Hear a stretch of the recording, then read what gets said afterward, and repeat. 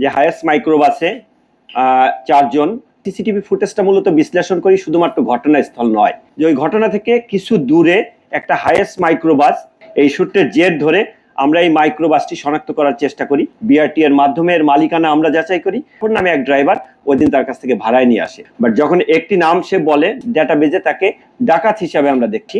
Hiace মাইক্রোবাসটার বিষয়ে আমরা যেটা জানি যে হায়েস মাইক্রোবাসে 4 জন আসে এবং মাইক্রোবাসটি ঘটনাস্থল পর্যন্ত আসেনি, দূরে একটা স্থানে দাঁড়ায়।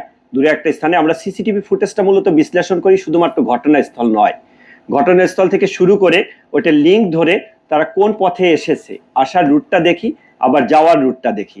তা আমরা যখন এই রুটগুলো অ্যানালাইসিস করি, রুটগুলো অ্যানালাইসিস করলে আমরা দেখতে পাই যে ওই ঘটনা থেকে কিছু দূরে একটা হায়েস মাইক্রোবাস 4 জনকে নামায়। পরবর্তীতে এরা পালিয়ে যাওয়ার পর আবার ওইখান থেকে হায়েস মাইক্রোবাসে আবার কিছু লোক উঠে এই ঘটনাস্থলে যারা উপস্থিত ছিল। এটা একটা সূত্র। এই সূত্রের জের ধরে আমরা এই মাইক্রোবাসটি শনাক্ত করার চেষ্টা করি, মাইক্রোবাসের নাম্বার প্লেটটি দেখার চেষ্টা করি। মাইক্রোবাসের নাম্বার প্লেট থেকে যখন নাম্বারটি আমরা শনাক্ত করি, বিআরটি এর মাধ্যমে এর মালিকানা আমরা যাচাই করি। মালিকানা যাচাই করে মালিকের কাছ থেকে যখন জানতে পারি যে মাইক্রোবাসটি কে নিয়েছে, তখন মালিক মূলত তার মাইক্রোবাসটি ভাড়ায় দেয়। 2 ড্রাইভার, তার মধ্যে জাফর নামে এক ড্রাইভার ওই দিন তার কাছ থেকে ভাড়ায় নিয়ে আসে। পরবর্তীতে আমরা জাফরকে যখন আমাদের হেফাজতে আনি, জাফরকে আনার পর জাফরকে যখন আমরা ওই ছবিগুলো দেখাই, ছবিগুলো দেখানোর পরে যে কোনো একটি ছবিকে একটি নামে সে আমাদের কাছে প্রথম স্বীকার করে এবং সে বলে সে গাড়ি যোগে দূরে বসা অবস্থায় ছিল, সে ঘটনাস্থলে আসেনি। বাট যখন একটি নাম সে বলে, নাম বলার পর আমরা আমাদের যে ডেটাবেজে তাকে ডাকাত হিসাবে আমরা দেখতে পাই এবং তার মোবাইল নাম্বার আমাদের ছিল। থাকার পরে তার টাওয়ার ডাম্প করি, আমরা টাওয়ার ডাম্প করে তার অবস্থানগত দিকটা সেখানে আমরা দেখতে পাই। এভাবেই মূলত ক্লু পাওয়া এবং সেই ক্লু থেকে আমাদের আগানো। জাল টাকার যে বিষয়টা, জাল টাকার বিষয়টা আমরা যাকে মোস্তাফিজকে আমরা গ্রেপ্তার করি, মোস্তাফিজকে গ্রেপ্তারের পর মোস্তাফিজের কাছ থেকে যখন আমরা টাকাটা পাই, টাকাটা পাওয়ার পর তার কাছ থেকে নগদ যে 3 লক্ষ টাকা এবং 2,12,000 মানে যে জাল টাকা, এটা আমরা পাই তার বাড়িতেই পাই। তার বাড়ি থেকে উদ্ধার করার পর এখন প্রাথমিকভাবে আপাত দৃষ্টে আমাদের কাছে সেটা জাল টাকা হিসাবে প্রতীয়মান হয়। আমরা এটি চূড়ান্তকরণের জন্য যে সিআইডি নিকট প্রেরণ এবং বিশ্লেষণ যে রিপোর্ট আনা, সেই রিপোর্ট এনে আমরা চূড়ান্তকরণ করতে পারবো যে এটা জাল টাকা কিনা।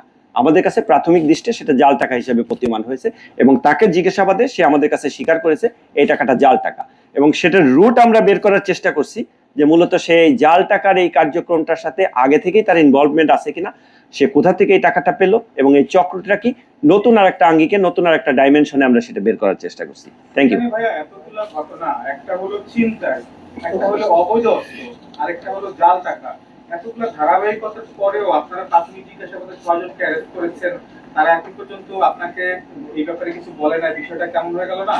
আরেকটা বিষয়, আপনি যেহেতু বলছেন যে তাদের প্রত্যেকের ডাটাবেজ এবং দেশের বিভিন্ন অঞ্চলে হত্যা, খুন, ডাকাতি সহ বিভিন্ন মামলা রয়েছে, তারপরেও এত কিছু করে ফেললো, আপনারা এই ব্যাপারে জানেন না, কেমন বলেনি? এটা কিন্তু ঠিক না, কারণ আমরা এ পর্যন্ত যতটুকু তথ্য প্রকাশ করেছি তাতে অনেক তথ্যই পাওয়া গিয়েছে এবং একজনের কাছ থেকে আরেকজনের লিঙ্ক ধরেই মূলত মূল চক্রটাকে গ্রেপ্তার করা। একজনের কাছ থেকে যে তথ্য পাই সে তথ্য বিশ্লেষণ করে আরেকজনকে গ্রেপ্তার করা এবং সেখান থেকে উদ্ধার করা এবং সেটার তথ্য প্রযুক্তিগত যে অ্যাডজাস্টমেন্ট সেগুলো করেই মূলত একটা তদন্ত কার্যক্রম ঘটে। আর যখন এই কার্যক্রমটা শর্টে এখানে ব্রিফ করি, শর্টে 2 মিনিটে ব্রিফ, বাট এর নেপথ্যে অনেক বড় রকমের একটা গল্পের মতো থাকে।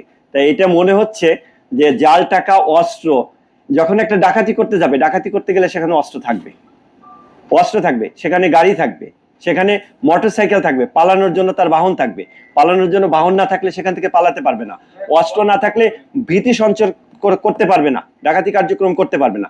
জাল টাকার বিষয়টা, হ্যাঁ জাল টাকার বিষয়টা সেটা আরেকটা অপরাধের ডাইমেনশন, যে ডাইমেনশনে আমাদের তদন্ত কার্যক্রম চলছে যে এইটার ক্ষেত্রে তার প্রিভিয়াস হিস্টরি আছে কিনা অথবা জাল টাকাটা কোথা থেকে এনেছে। যেহেতু আমরা পেয়েছি, পাওয়ার পরে এটার ক্ষেত্রে আমাদের তদন্ত করতে হবে, তদন্ত করে জানতে হবে, এটা রুট বের করতে হবে, সেটাকে আইনের আওতায় আনতে হবে। Thank you.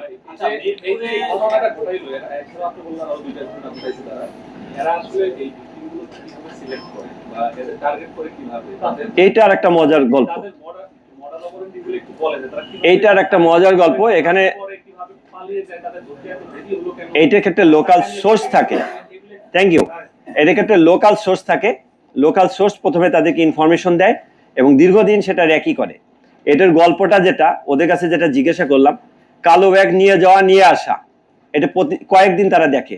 দেখার পর তারা দেখে কখন ব্যাগটা মোটা, কখন ব্যাগটা চিকন। মোটা মানে বেশি টাকা আছে, এইভাবে তারা টাইমটা দেখে। তারিখ তারা নির্ধারণ করে কোন তারিখে এই অঞ্চলের মার্কেট বন্ধ থাকে, মার্কেট বন্ধ থাকলে লোক সমাগম কখন কম হয়। এভাবে তারা তাদের যে ফেভারের একটা এনভায়রনমেন্ট, পরিবেশ, সেটা নিশ্চিত করে তারা কার্যক্রমটা করে। এটাই তারা আমাদের কাছে স্বীকার করেছে। জানতে চাই যে এই মিরপুরের এই মাহমুদ মানি এক্সচেঞ্জের ডাকাতির ঘটনার আগে মিরপুরে আরো দুটি মানি এক্সচেঞ্জের টাকা উঠায়, একটি মানি এক্সচেঞ্জ থেকে ৭৪ লাখ, একটি মানি এক্সচেঞ্জ থেকে 50 লাখ। একটি ঘটনায় মামলা হয়েছে, একটি ঘটনা মামলা হয়নি। এই দুটি ঘটনার সাথে এই ঘটনার সম্পৃক্ততা আছে কিনা, আর ওই ঘটনা দুটির তদন্তে একটি মামলা আপনাদের কাছে, ডিবির কাছে তদন্ত আছে, এই ঘটনার সম্পর্কে আসলে বিস্তারিত কি, ঘটনায় দুইটা একই ঘটনা কিনা একটু জানাবেন। এটার লিঙ্ক যেটা, যে ছোট ছোট কয়েকটা গ্রুপ এখানে কাজ করে।